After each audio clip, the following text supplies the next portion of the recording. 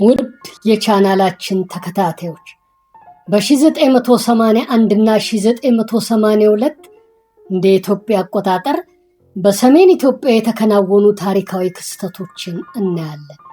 በዚህ ቪዲዮ ስለ ዘመቻ ቅጣው፣ የደርግ ጦር ትግራይን ለቆ ስለመውጣቱ፣ ስለ ጉና ተራራ ጦርነትና ስለ ኢህአዴግ ምስረታ እናወራለን። በዚህ አጋጣሚ ቻናሉን ሰብስክራይብ ያላደረጋችሁ ካላችሁ የደወሏን ምልክት በመንካት ሰብስክራይብ አድርጉት፣ ላይክም አድርጉት፣ ሼር እያደረጋችሁ ለሌሎች አዳርሱት። በኮሜንት ቦታ ላይ ሐሳብ አስተያየታችሁን ስጡ እያልን አሁን ወደ ሙሉ ትረካው እናመራለን።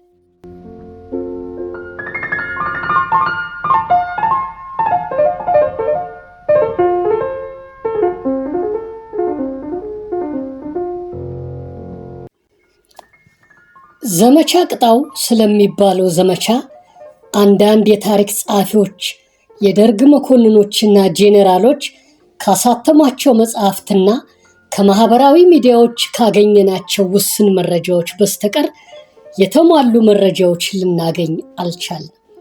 ለዚህም ይቅርታ እየጠየቅን በውስን መረጃዎች ላይ ተመስርተን ትረካችንን እናቀርባለን።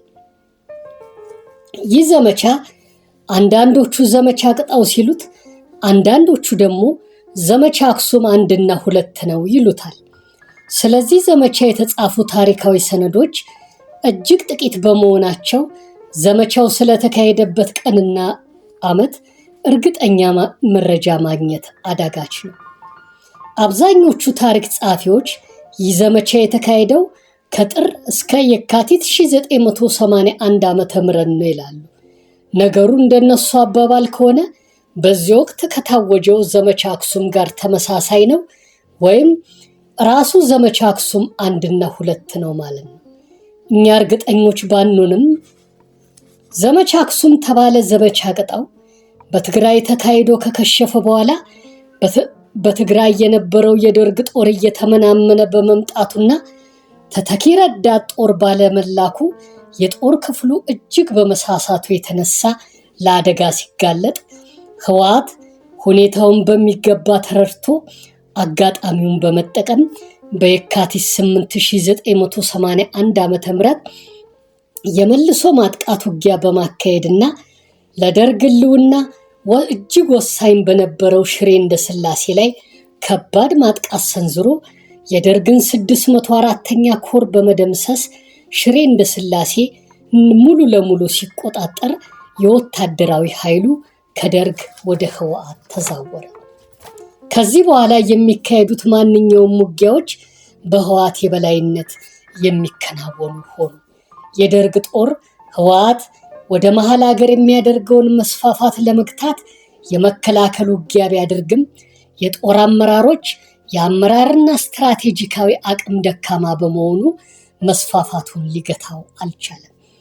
ግንቦት 8 ቀን 1981 የመፈንቅለ መንግስት ሙከራ መክሸፍ በኋላ ከአመራርነት በተነሱት ነባር ጄኔራሎች ፈንታ የተተኩት አዳዲስ የጦር አዛዥ ጄኔራሎች የውጊያና የአመራር ልምዳቸው አናሳ በመሆኑ ምክንያት ለሰራዊቱ ጠንካራ አመራር ሊሰጡም ሆነ ውጤታማ የማጥቃትና መከላከል ስትራቴጂዎችን ሊነድፉ ባለመቻላቸው ከዚያ በኋላ አልፎ አልፎ ከሚገኙ ድሎች በስተቀር አብዛኞቹ ውጊያዎች በሽንፈት እየተደመደሙ በትግራይና መሃል ኢትዮጵያ የሚገኙት አብዛኞቹ ስፍራዎችም በህወሓትና እሱ ኢህአዴግ ወይም የኢትዮጵያ ህዝብ አብዮታዊ ዲሞክራሲያዊ ግንባር ብሎ ባደራጃቸው ተዋጊዎች እጅ ወደቁ።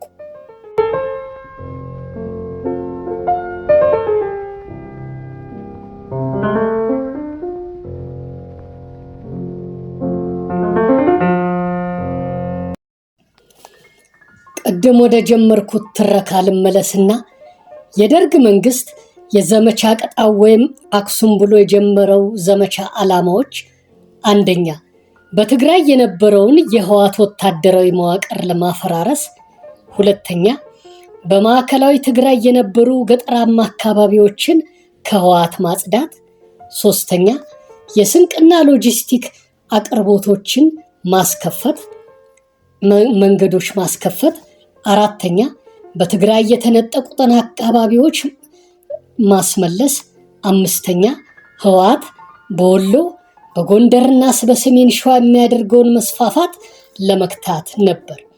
ደርግ ለዚህ ዘመቻ የተወሰኑ ክፍለ ጦሮችና ብርጌዶችን ከኤርትራ ግንባር ላይ ቀንሶ በማምጣት እግረኛ ተዋጊዎችን በማዘጋጀት የአየር ድጋፍ የሚሰጡ ተዋጊ ሚግ አውሮፕላኖችን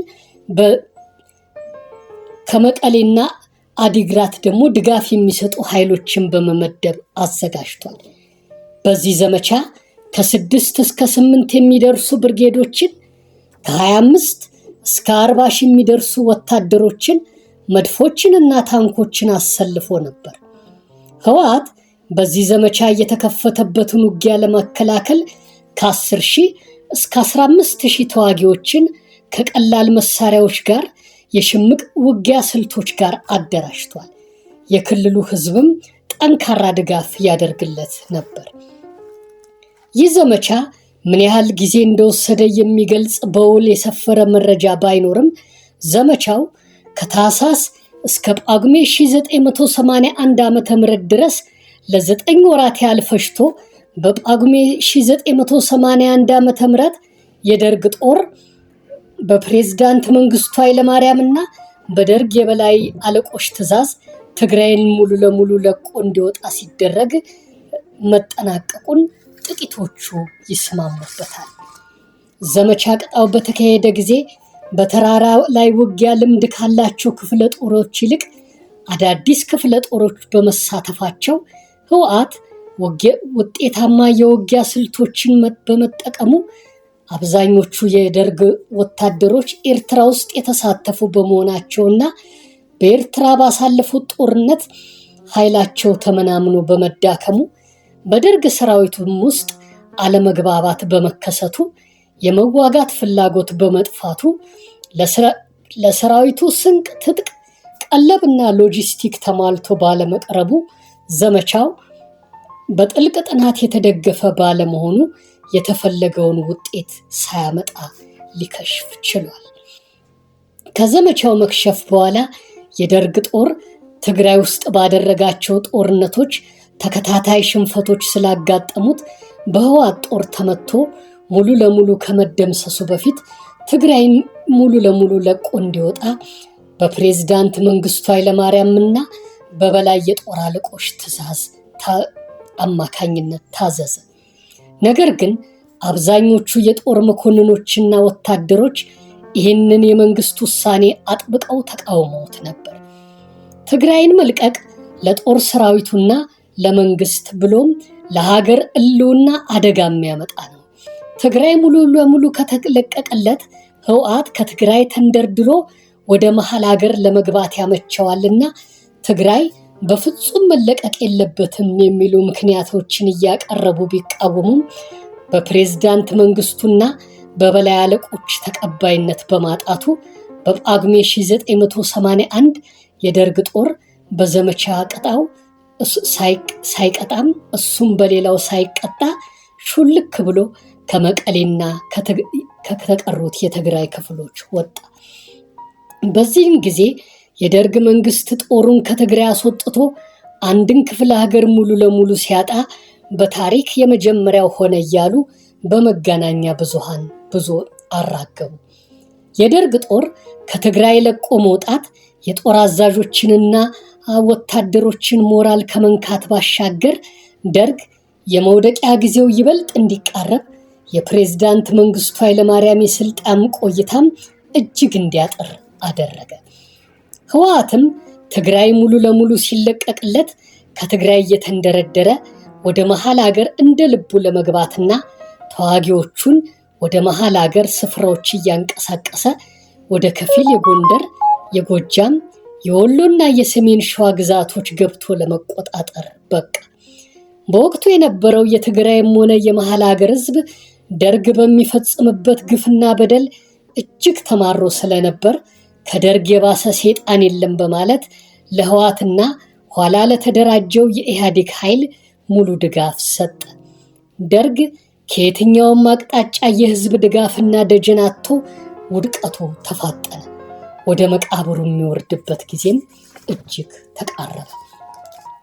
ዘመቻ ቅጣው በተባለው በዚህ ያልተሳካ ዘመቻ ከደርግ በኩል ከ3000 እስከ 6000 የሚደርሱት ሲሞቱ ከ5000 የሚበልጡት ቆስለዋል። ከ1000 የሚበልጡት ደግሞ ተማርከዋል። ከህወሓት በኩል ደግሞ ከ1000 እስከ 2000 የሚደርሱት ሞተው ከ2000 የሚበልጡት ደግሞ ቆስለዋል ይባላል። ነገር ግን መረጃው በግምት ላይ የተመሰረተ ስታቲስቲካዊ መረጃ በመሆኑ ብዙዎቹን እያከራከረ ይገኛል።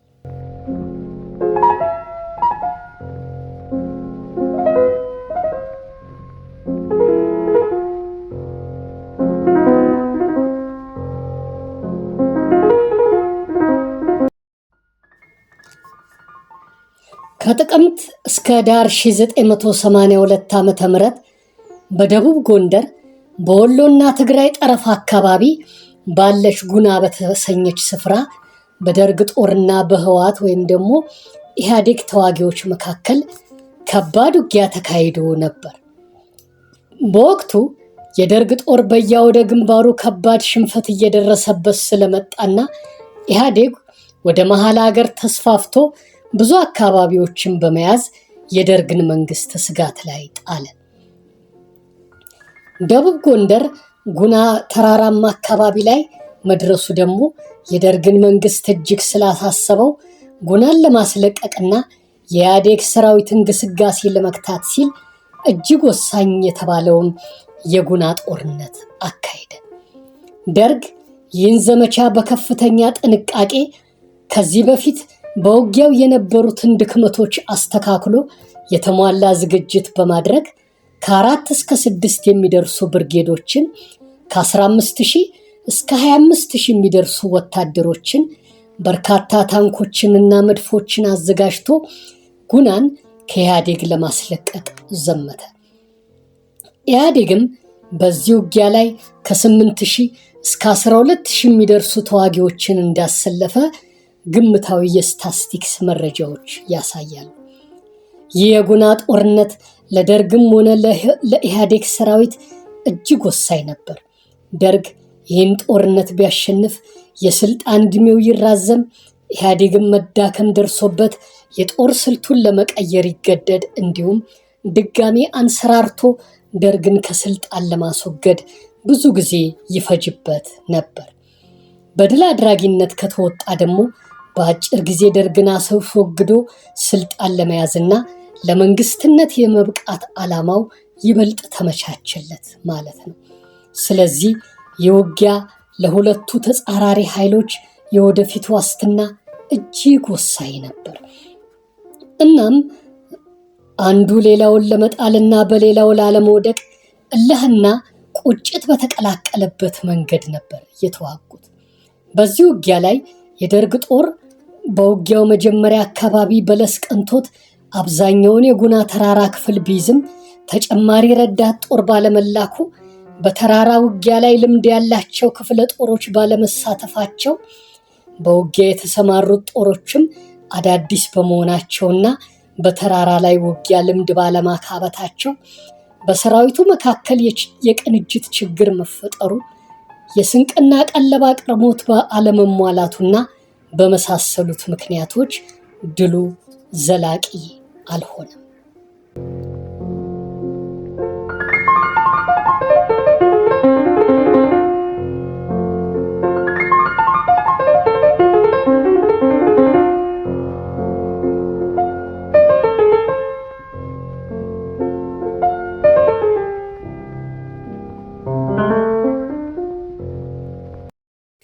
የኢህአዴግ ሰራዊት በዚህ በጉና ጦርነት እንደደረሰበት አይነት እልቂት ደርሶበት አያውቅም ይባላል።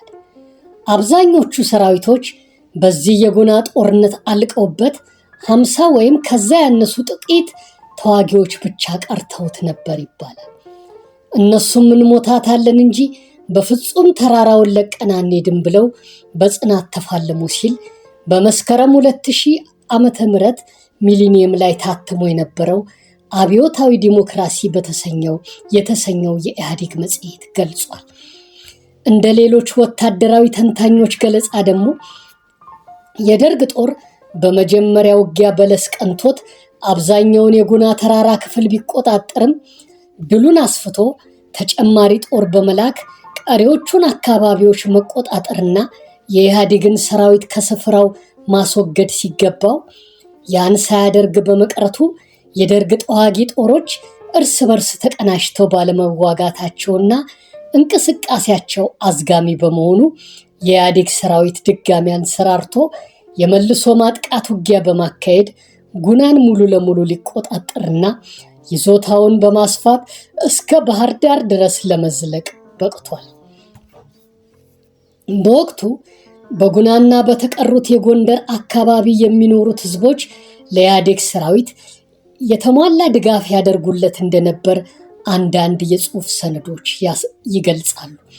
በደርግ ያገዛዝ ዘመን ሻለቃ መላኩ ተፈራ በጎንደር ህዝብ ላይ ግፍና በደል በመፈጸሙ በርካታ ንጹሐንን በጅምላም ሆነ በተናጠል በመፍጀቱ በጎንደር ነዋሪዎች ላይ ግድያ፣ እስራትና ግርፋት እያስፈጸመ በማሰቃየቱና የደም እንባን በማስነባቱ የጎንደር ነዋሪ ህዝብ ከሚፈጸምበት ግፍ መከራና በደል ለመላቀቅ ለኢህአዴግ ሰራዊት ድጋፍ እንዳደረገ ታሪካዊ፣ ወታደራዊና ፖለቲካዊ የጽሑፍ ህትመቶች ይገልጻሉ።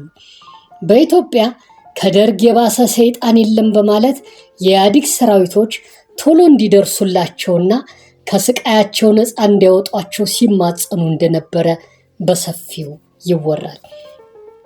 በመስከረም 2000 ዓመተ ምህረት የታተመው አብዮታዊ ዲሞክራሲ የተሰኘው የኢህአዴግ መጽሔት ህዝቡ ያደርግለት የነበረውን ድጋፍ ሲገልጽ ነዋሪው ከተዋጊ ሚግ አውሮፕላኖች የጥይት መዓት ቢወርድበትም ሳይበገር ምሽግ ውስጥ እየገባ ለኢህአዴግ ሰራዊቶች ቆሎ፣ በሶ፣ ድፎ ዳቦና ጠላ ያሉ ምግቦችን ይሰጥ ነበር ብሏል።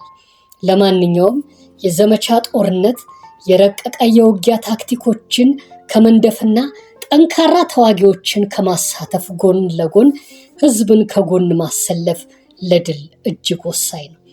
ህዝብ ያላሰለፈና ከጎን ያላደረገ መንግስት ውጤታማ አይሆንም። ያለ ህዝብ ድጋፍ ድልን አያገኝም። የህዝብ ድጋፍ የተነፈገው መንግስት እጣ ፈንታው ከባህር እንደወጣ አሳ ነው። አንድ አሳ ከውሃ ከወጣ እንደሚሞት ሁሉ የህዝብ ድጋፍ የሌለው መንግስትም ጊዜው አጠረምረት ዘመም መውደቁ የማይቀር ነው። አወዳደቁ ደግሞ ድጋሚ መነሳት የማይችልበት የከፋ አወዳደቅ ነው። ህዝብ መንገድ ይመራል፣ ያዋጋል፣ ለወታደራዊ እንቅስቃሴ ጠቃሚ መረጃ ይሰጣል፣ ስንቅና ትጥቅ ቀለብ ያቀብላል፣ የሰው ኃይል አቅርቦ አቅምን ያሳድጋል። ስለዚህ ለወታደራዊ ድል የህዝብ ድጋፍ የጀርባ አጥንት ነው። ከጀርባ አጥንትነት አልፎ የደም ስርና የልብ ምት ነው። ከህዝብ የተጣላና በህዝብ የተገለለ መንግስት የዋ ሊደር እንጂ ፍጻሜው ውድቀት ነው። ደርግ ለውድቀት ከተዳረገባቸው ምክንያቶች አንዱም የህዝብ ፍቅር ማጣቱ ነው።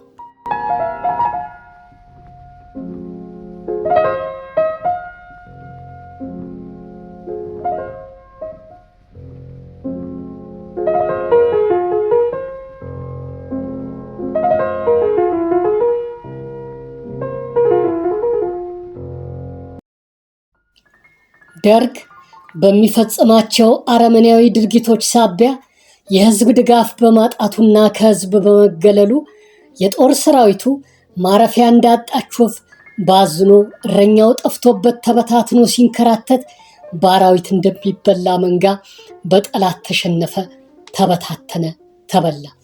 በኋላም ራሱ የደርግ መንግስት ለመውደቅና ከውሃ ሲወጣ እንደሚሞት አሳ ሆኖ ምንም አይነት የትንሣኤ ተስፋ የሌለውን ሞት ሞቶ ለዘላለማዊ ውድቀት በቃ።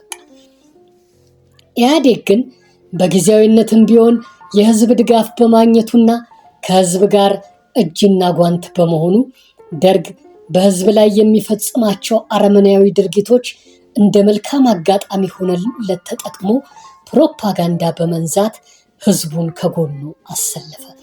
ወታደራዊ አቅሙንና የሰው ኃይሉን አሳድጎ በጉና ጦርነት ካገኘው ድል በኋላ በአንድ ዓመት ውስጥ አብዛኛውን የአገሪቱን ስፍራ ተቆጣጥሮ በስተመጨረሻም በግንቦት 1983 ዓ.ም ርዕሰ መዲናዋን አዲስ አበባን በመቆጣጠር ደርግን አስወግዶ ለመንግስትነት በቃ። መንግስታዊ በትረ ስልጣኑንም ጨበጠ። በዚህ አጋጣሚ አንድ ልገልጽላችሁ የምፈልገው ነገር አለ። እኛ የዚህ ቪዲዮ አቅራቢ ተራኪዎች በወቅቱ የተፈጸመውን ታሪካዊ እውነት ገለጽን እንጂ ማንንም አልደገፍንም፣ ማንንም አልተቃወምንም። ለደርግም ይሁን ለኢህአዴግ፣ ለሻዕቢያም ሆነ ለህወሓት ወገንተኞች ሆነን አልቆምንም። ዶክመንተሪ ትረካዎችን ከአድሎነት በጸዳና ሚዛናዊ በሆነ መንገድ ለማቅረብ ሞክረናል። ቻናላችንን ከምታዳምጡልን መካከል የደርግ፣ የኢህአዴግ፣ የህወሓትም ሆነ የሻዕቢያ ደጋፊዎችም ሆነ ተቃዋሚዎች ካላችሁ ለማንም ሳንወግን በሚዛናዊ መንገድ ታሪኮች ውስጥ ያሉትን እውነቶች ብቻ እንዳቀረብን እንድትረዱልን በትህትና እንጠይቃለን። በዚህ ወሳኙ የጉና ጦርነት ከደርግ በኩል ከ2000 እስከ 4000 የሚደርሱት ሞተው ከ3000 የሚበልጡት ሲቆስሉ በመቶዎች የሚቆጠሩት ደግሞ ተማርከዋል። ከኢህአዴግ ሰራዊት በኩል ደግሞ ከ800 እስከ 1500 የሚደርሱ ሲሞቱ ከ1500 በላይ የሚሆኑት ቆስለዋል። ውድ የቻናላችን ተከታታዮች እነዚህ መረጃዎች ከተለያዩ የመረጃ ምንጮች ላይ ለቃቅመን ያገኘናቸው በመላምት ላይ የተመሰረቱ ስታቲስቲካዊ መረጃዎች ስለሆኑና እውነት ሊሆኑም ላይሆኑም ስለሚችሉ ግራ እንዳትጋቡብን እየተማጸነን በሌሎች ጊዜያቶች እውነተኛ መረጃዎችን ስናገኝ በድጋሚ እንደምናቀርብ ቃል እንገባለን። በየካቲት 8 ቀን 1981 ዓ.ም የሽሬ ጦርነት ድል ወታደራዊ የበላይነትን ካገኘና ቆይቶም ትግራይን ሙሉ ለሙሉ ከተቆጣጠረ በኋላ ከተለያዩ ብሔር ብሔረሰቦች የተውጣጡ ንዑስ ድርጅቶችን ያቀፈ ኢህአዴግ የተባለውን ቡድን በ1981-82 አካባቢ አደራጅቶ በማቋቋም ወደ መሃል ሀገር ዘልቀው በርካታ ስፍራዎችን እንዲቆጣጠሩና ደርግን ከስልጣን አስወግደው እነሱ ስልጣን እንዲይዙ አደረገ። ፕሬዝዳንት መንግስቱ ኃይለማርያምም አገር ጥለው ወጥተው ኑሯቸውን በዚምባብዌ ላይ ለማድረግ አበቃቸው።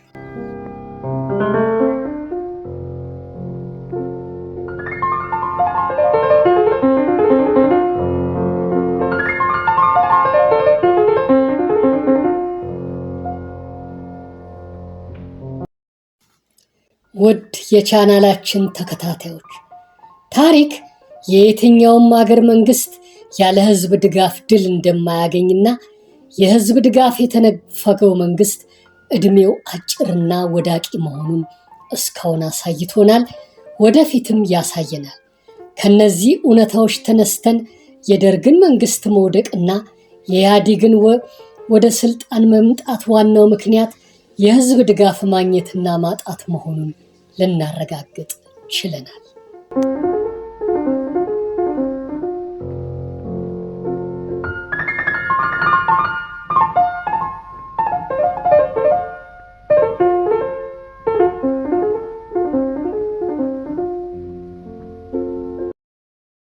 ውድ የቻናላችን ተከታታዮች እስካሁን ቪዲዮአችንን ስለተመለከታችሁና ስላዳመጣችሁልን እጅግ በጣም አድርገን እናመሰግናለን። ቀጣይ ታሪኮችን የማወቅ ፍላጎት ካላችሁ የደወሏን ምልክት በመንካት ሰብስክራይብ አድርጉልን፣ ላይክም አድርጉልን፣ ሼር እያደረጋችሁም ለሌሎች አዳርሱልን።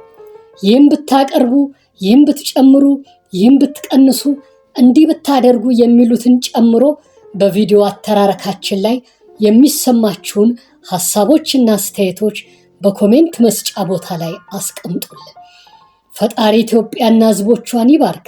ኢትዮጵያ ለዘላለም ትኑር። እስካሁን ስለተመለከታችሁና ስላዳመጣችሁ እያመሰገንን በቀጣይ ቪዲዮ እስከምንገናኝ ሰላም ሁኑልን።